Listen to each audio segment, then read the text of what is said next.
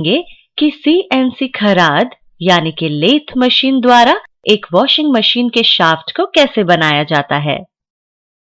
इस सत्र के अंत में आप डेवलप्ड पार्ट प्रोग्राम की मदद से कंपोनेंट को मशीन कर सकेंगे और कंपोनेंट की जांच कर सकेंगे। पहले आपको कुछ आवश्यक तैयारियां करनी होंगी। ऑपरेशन शुरू करने से पहले रॉ मटेरियल के आयामों को जानने के लिए इंजीनियरिंग ड्राइंग और क्रिटिकल टॉलरेंस को ध्यान से देखें। साथ ही आपको ऑपरेशंस के क्रम की भी योजना बनानी होगी ताकि जॉब होल्डिंग बदलावों की संख्या कम से कम रहे। एक माइल्ड स्टील रॉड जिसका व्यास 50 मिलीमीटर हो और लंबाई 180 मिलीमीटर हो उसे काम में लें। ये सुनिश्चित कर लें कि जिस रॉड का आप इस्तेमाल कर रहे हैं उसके आयाम अंतिम पीस के आयामों से अधिक हों। वर्कपीस को पूर्ण करने के लिए आपको जिन औजारों की जरूरत होगी उन्हें अलग रख लें। जिन औजारों की जरूरत होगी वे हैं general purpose carbide bit tool, facing tool या outer diameter turning tool, internal groove cutting tool, external thread cutting tool, internal thread cutting tool, boring tool, taper shanked twist drill,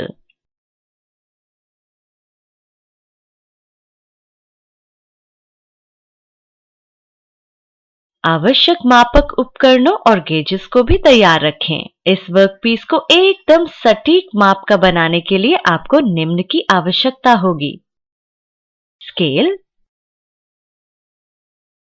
vernier calliper, depth vernier, dial gauge, internal thread gauge, external thread gauge.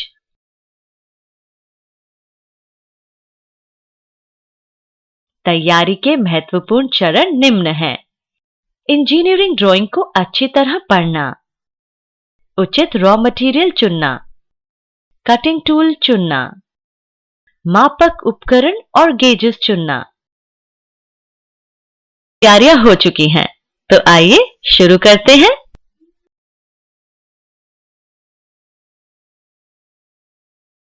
Machine को on करें, controller boot करेगा और machine home position ले लेगी।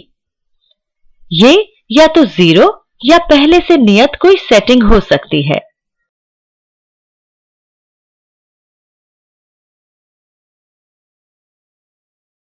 इसे 0 0 पर ले आएं।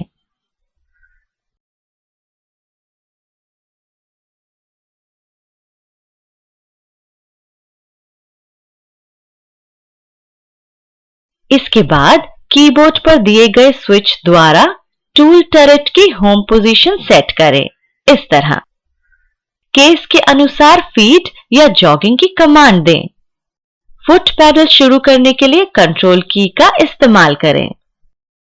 अगर आपसे कोई गलती हो जाती है या कोई दुर्घटना घट जाती है तो इस लाल रंग के इमरजेंसी स्विच से तुरंत मशीन बंद कर दें।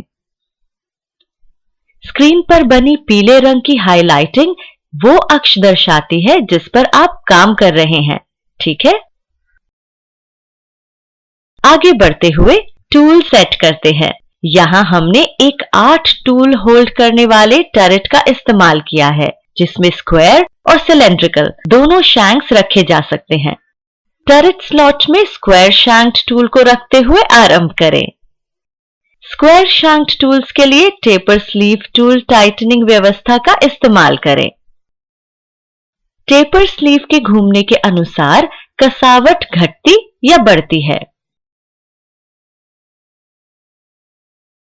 शैंक्ड टूल को एलन स्क्रूज से क्लैंप करें। इस शैंक्ड टूल का एक आउटर डायामीटर या फेसिंग कार्बाइड टिप होता है। एलन की से एलन स्क्रूज को कसें और यह सुनिश्चित करें कि टूल उचित ढंग से क्लैंप्ड है।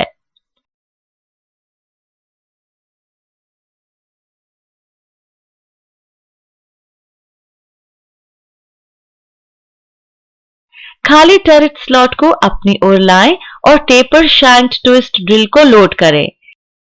इसे हेलिकल ड्रिल भी कहते हैं। फिक्सिंग में आसानी के लिए ब्लॉक में ड्रिल के टेपर से मेल खाती स्लीव डालें, इस तरह।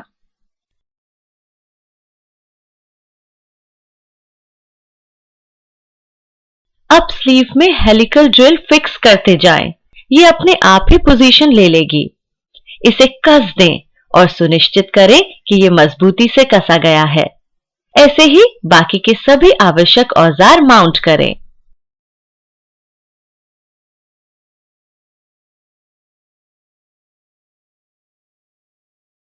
अब टर्रेट सभी आवश्यक टूल से लोडेड है। खराद मशीन में हर स्लॉट के लिए एक संख्या होती है, इसलिए इस बात पर ध्यान दें कि कौन सा टूल आप कहां रख रहे हैं, ताकि इस सूचना को आप टूल स्क्रीन पर दर्ज कर सकें।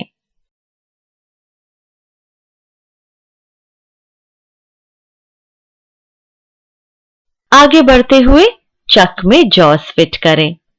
यहां हमने वर्कपीस सेट करने के लिए 3 जॉ सेल्फ सेंटरिंग चक का इस्तेमाल किया है।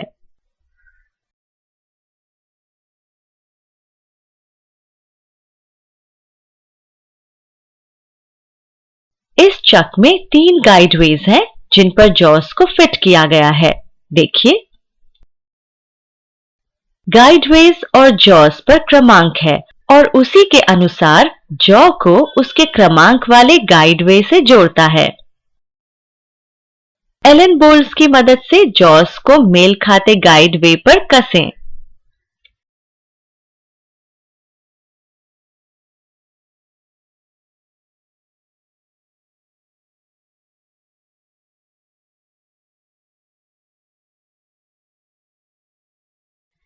जॉस को ध्यानपूर्वक कसें और सुनिश्चित करें कि वे सब समकेंद्रित हों। जब सभी जॉस कस जाएं, तब स्टेशनरी प्लेन पर डायल गेज फिक्स करें और उनके संकेंद्रण को जांचें।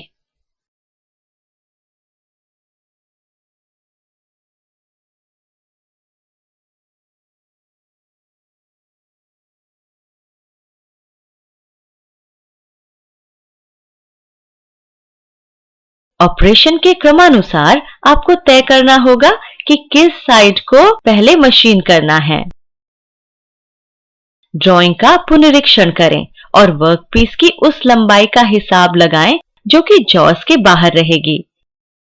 थोड़ी सी अतिरिक्त मार्जिन छोड़ना ना भूलें। एक स्टील स्केल से लंबाई नापें।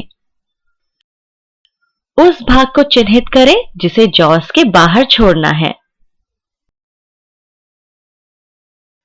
चक के जॉस को खोलने के लिए फुट पैडल का इस्तेमाल करें। चिन्हित लंबाई को जॉस के बाहर रहने दें और वर्कपीस को क्लैंप कर दें। ये सुनिश्चित करें कि वो मजबूती से कसा हुआ है। ऑपरेशन की शुरुआत टूल टर्रेट के होम पोजीशन से करें। इस पॉइंट पर स्क्रीन सभी जगह 00 दर्शाती है।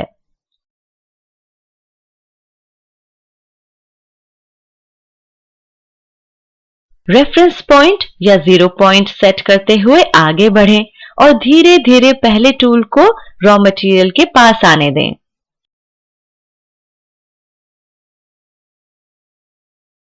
क्रमानुसार पहला ऑपरेशन आउटर डायामीटर या ओडी टर्निंग है, इसलिए सबसे पहले ओडी कार्बाइड टिप का रेफरेंस पॉइंट सेट करें।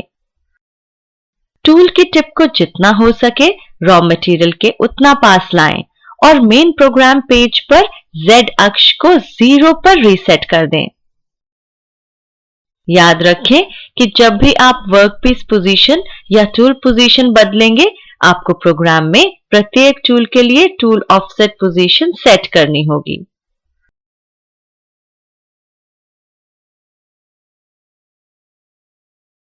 मशीनिंग ऑपरेशन का आरंभ आउटर डायामीटर पर एक हल्का सा स्पर्श कराते हुए करें।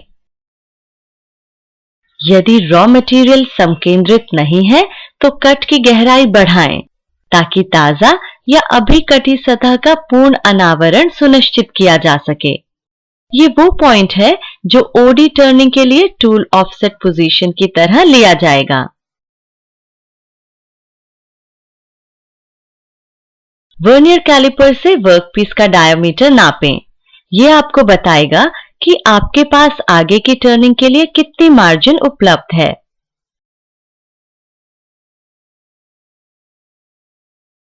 इस मामले में वर्नियर कैलिपर पर 48.75 मिलीमीटर की रीडिंग दिख रही है।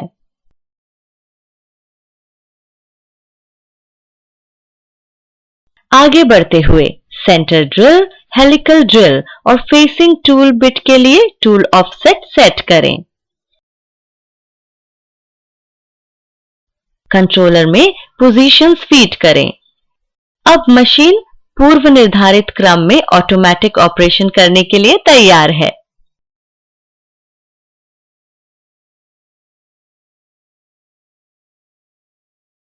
ओडी टर्निंग के लिए ड्राई रन करें। एक्सटर्नल थ्रेडिंग के लिए जो व्यास आपको चाहिए होगा उसे ध्यान में रखें।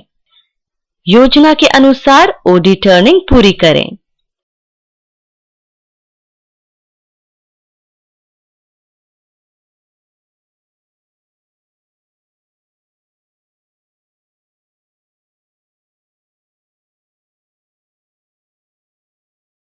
प्रोग्राम के भाग के रूप में टर्निंग ऑपरेशन के दौरान कूलेंट स्वतः ही बहना शुरू हो जाएगा।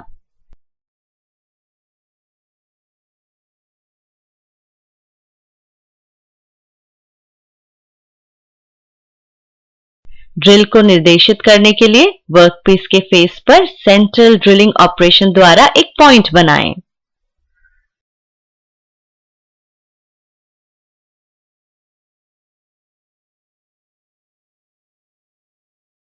आगे बढ़ते हुए एक बोर बनाएं जो कि इतना बड़ा हो कि इंटरनल बोरिंग और थ्रेडिंग की जा सके। यहां 20 व्यास का एक छेद ड्रिल किया जा रहा है।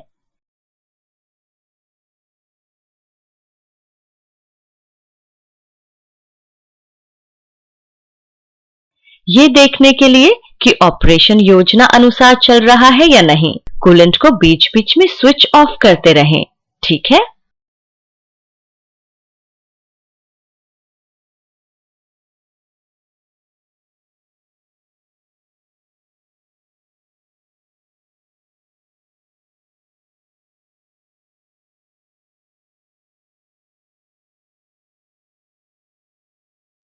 लगातार ड्रिल करने के कारण स्प्रिंग जैसे चिप्स निकलेंगे।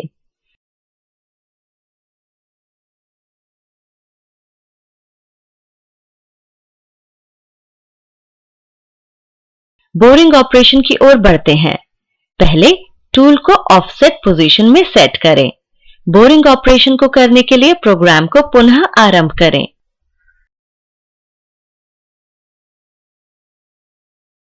बोरिंग ऑपरेशन को अत्यंत सावधानी पूर्वक कम गहराई के कट्स लगाते हुए करें ताकि टूल बिट को क्षति न पहुंचे, क्योंकि यह आसानी से मुड़ जाती है। आप देखेंगे कि बोरिंग टूल धीरे धीरे गहराई में जा रहा है, पर वापस बहुत जल्दी आता है। ये रैपिड फीड कहलाता है। ये प्रोग्राम ऐसा करने के लिए इसलिए रजिस्टर्ड है ताकि समय की बचत हो सके। गहराई नापें और देखें कि क्या वो ड्राइंग के अनुसार है। यहां वर्नियर कैलिपर 26.93 मिलीमीटर की गहराई और 31.92 मिलीमीटर का व्यास दर्शा रहा है। जब तक वांछित आयाम न प्राप्त हो जाए तब तक ऑपरेशन जारी रखें।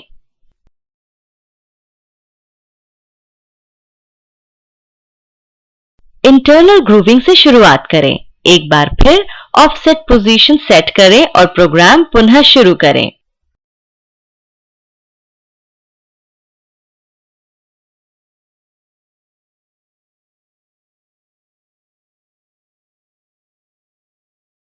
यहां इस पीस को देखें। ये धीरे धीरे आकार ले रहा है ना? इंटरनल थ्रेडिंग ऑपरेशन करते हुए आगे बढ़ें।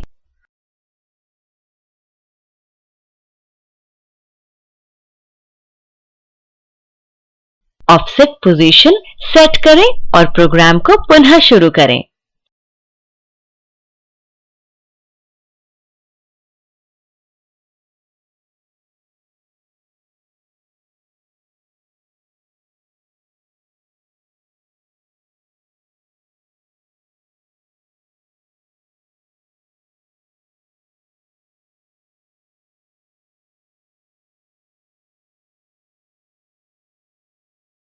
एक बार फिर टूल को क्षति न पहुंचे इसलिए कम गहराई के कट्स लगाने की आवश्यकता है, पर इस मामले में थ्रेड के पिच के संदर्भ में टूल अंदर तेजी से जाता है और बाहर धीरे आता है।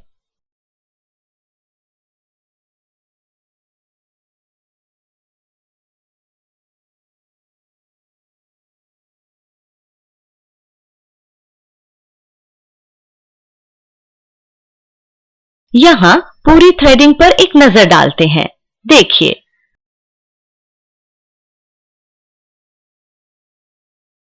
एक बार जब आप इंटरनल थ्रेड बना लें, तब थ्रेड को मानक के संदर्भ में जांचें।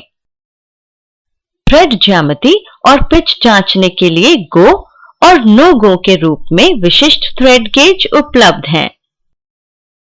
इस थ्रेड के लिए हमारे पास मेट्रिक 33 बाय 1.5 मिलीमीटर का ये इंटरनल थ्रेड गेज है। एक सरसरी जांच दर्शाती है कि थ्रेड्स बढ़िया कट रहे हैं। इस स्तर तक ऑपरेशन का नियोजित क्रम पूरा हो चुका है। आरंभ में ली गई स्टील रॉड के मुकाबले हमारा वर्कपीस अब ऐसा दिखता है। देखिए,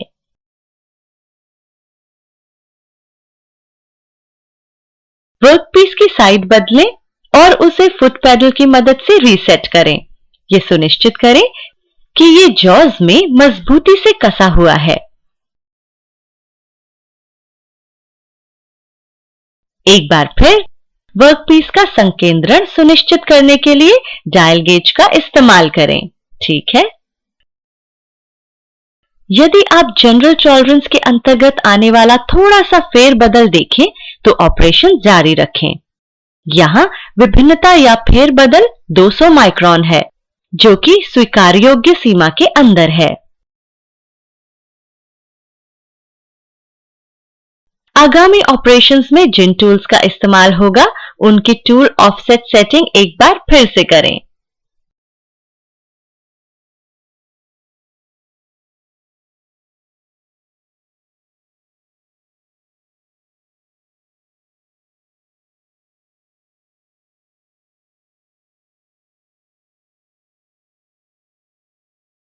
ओडी टर्निंग से शुरुआत करें।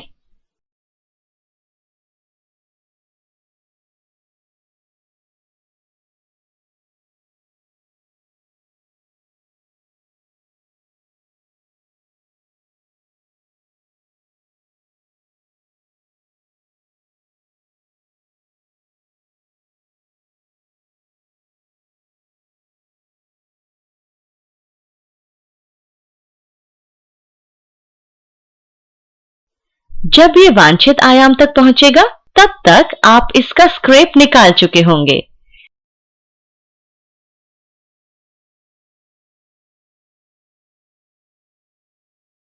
अब टेपर टर्निंग ऑपरेशन करते हैं। चलिए,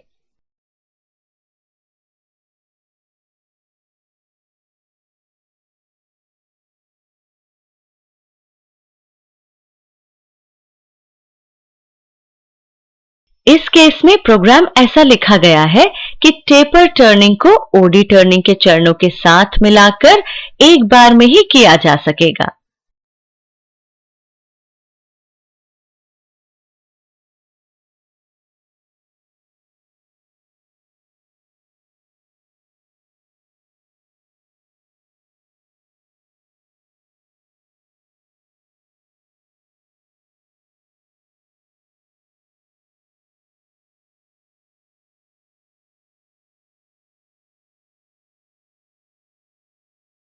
एक चमक देने के लिए वर्कपीस को एक फिनिशिंग कट दें।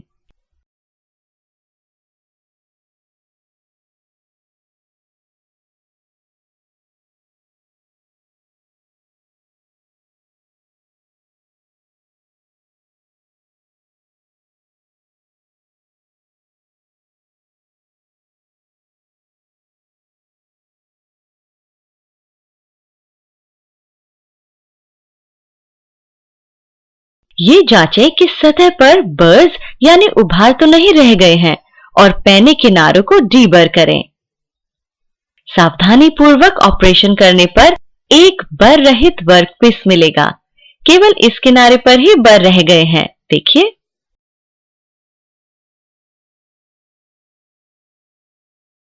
सेंट्रल ड्रिलिंग ऑपरेशन द्वारा वर्कपीस को बनाना जारी रखें।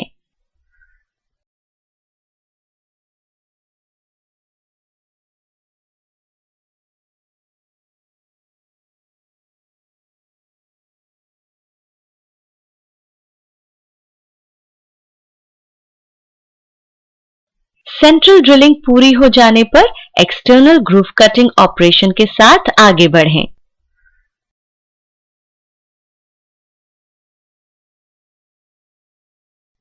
इस कट को प्लंज कट भी कहते हैं।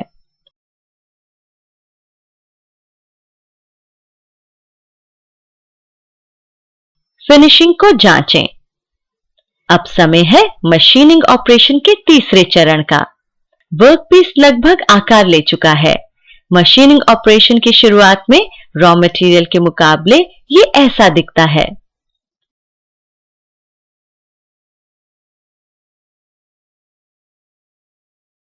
एक बार फिर वर्कपीस की सेटिंग्स बदलें, पर इस बार आपको हार्ड जॉस को सॉफ्ट जॉस से बदलना होगा।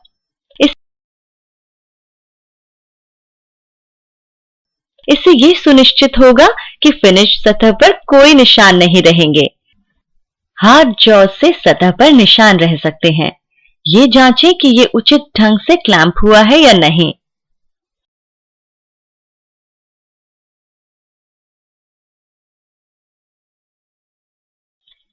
यहां इस किनारे के साथ साथ एक ग्रूव बनाने के लिए एक्सटर्नल ग्रूव कटिंग ऑपरेशन करें।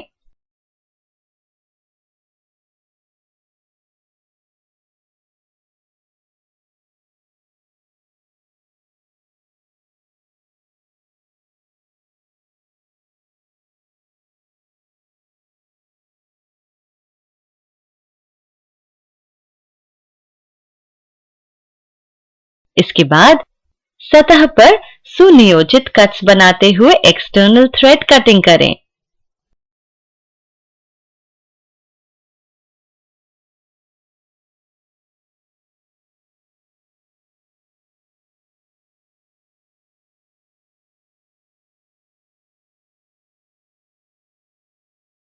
थ्रेड की परिशुद्धता जांचने के लिए एक्सटर्नल थ्रेड गेज का इस्तेमाल करें। इंजीनियरिंग ड्राइंग के अनुसार हमने एक M42 बाय 1.5 मिलीमीटर का मेट्रिक थ्रेड इस्तेमाल किया है।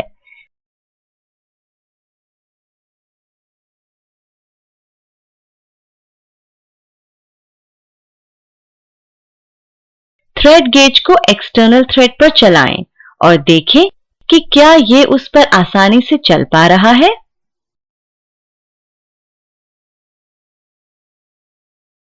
ऑपरेशन के अंत में पार्टिंग ऑपरेशन करें। वर्कपीस की वॉल यानी कि दीवार की मोटाई के अनुसार टूल का चयन करें। यहां हमने पार्टिंग के लिए एक एक्सटर्नल ग्रूव कटिंग टूल का इस्तेमाल किया है, क्योंकि पीस की वॉल की मोटाई के अनुसार external groove cutting tool bit की मोटाई पर्याप्त है।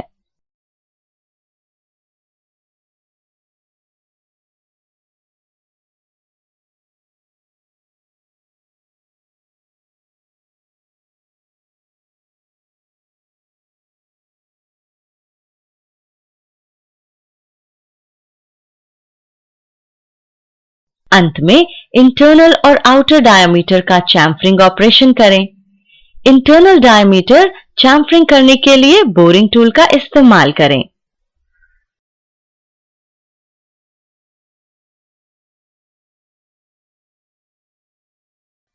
आउटर डायमीटर चैम्फरिंग के लिए OD टर्निंग टूल का इस्तेमाल करें।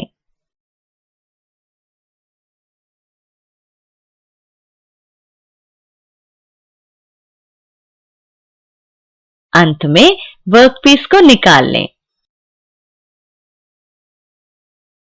किसी कंपोनेंट को मशीन करने की पूरी प्रक्रिया को जानने के लिए इस प्रैक्टिकल गाइड का इस्तेमाल करें।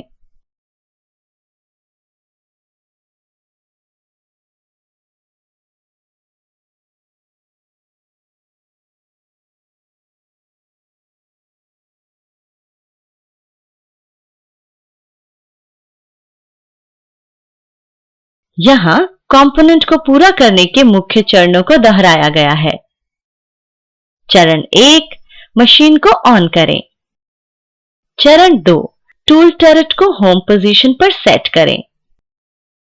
चरण 3, टूल्स सेट करें। चरण 4, चक जॉस को कसें। चरण 5, संकेंद्रण को जांचें। चरण 6, वर्कपीस की लंबाई का सीमांकन करें। चरण 7, वर्कपीस को सेट करें। चरण 8, पहले ऑपरेशन के लिए टूल ऑफसेट सेट करें। चरण 9, आउटर डायामीटर पर एक स्पर्श यानी स्किन टच कराएं। चरण 10, उपलब्ध मार्जिन का मूल्यांकन करें। चरण 11, आगामी ऑपरेशंस के लिए टूल ऑफसेट सेट करें। चरण 12, आउटर डायामीटर टर्निंग करें। चरण 13, सेंटर ड्रिलिंग ऑपरेशन करें। चरण 14, बोरिंग ऑपरेशन करें। चरण 15, इंटरनल ग्रूविंग ऑपरेशन करें। चरण 16, इंटरनल थ्रेडिंग ऑपरेशन करें। चरण 17, थ्रेड की परिशुद्धता जांचें। चरण 18, वर्कपीस को रीसेट करें। चरण 19, संकेंद्रण जांचें। चरण 20, टूल ऑफसेट सेटिंग को दोबारा करें। चरण 21, आउटर डायामीटर टर्निंग ऑपरेशन करें। चरण 22, टेपर टर्निंग ऑपरेशन करें। चरण 23, फिनिशिंग कट दें। चरण 24, ये जांचें कि कहीं बर्स तो नहीं रह गए हैं। चरण 25, सेंटर ड्रिलिंग ऑपरेशन करें। चरण 26, एक्सटर्नल ग्रूविंग ऑपरेशन करें। चरण 27, वर्कपीस को रीसेट करें। चरण 28, एक्सटर्नल ग्रूविंग ऑपरेशन करें। चरण 29, एक्सटर्नल थ्रेडिंग ऑपरेशन करें। चरण 30, थ्रेड की परिशुद्धता जांचें। चरण 31, पार्टिंग ऑपरेशन करें। चरण 32, चैम्फरिंग ऑपरेशन करें। के लिए आपको निम्न करना होगा। ऑपरेशन की शुरुआत में ध्यान से इंजीनियरिंग ड्राइंग को पढ़ लें। आयाम और क्रिटिकल टॉलरेंस को ध्यान में रखें। उचित रॉ मटेरियल का चयन करें। आवश्यक कटिंग टूल्स और मापक उपकरणों को तैयार रखें। ऑपरेशन के चरणों की योजना बनाएं और उन्हें क्रम से लिख लें। मशीन को स्विच ऑन करें और होम पोजीशन पर सेट करें। टूल टर्रेट में कटिंग टूल्स इंसर्ट करें। जिस सामग्री को काटना है उसे चक जॉस के अंदर रखें। संकेंद्रण जांचने के लिए डायल गेज का इस्तेमाल करें। दुर्घटना या आपातकाल के समय मशीन को इमरजेंसी स्विच से बंद कर दें। प्रोग्राम में सभी टूल्स के लिए उनकी अपनी टूल ऑफसेट पोजीशन सेट करें। एक स्पर्श या स्किन टच कराएं। बोर की गहराई और व्यास को वर्नियर कैलिपर की मदद से नापें। क्रमानुसार ऑपरेशन करें। थ्रेड की परिशुद्धता को जांचने के लिए थ्रेड गेज का इस्तेमाल करें। अंतिम ऑपरेशंस करते समय वर्कपीस को सॉफ्ट जॉ से जकड़ें ताकि उस पर निशान न पड़े। पैनी किनारों को डीबर कर दें।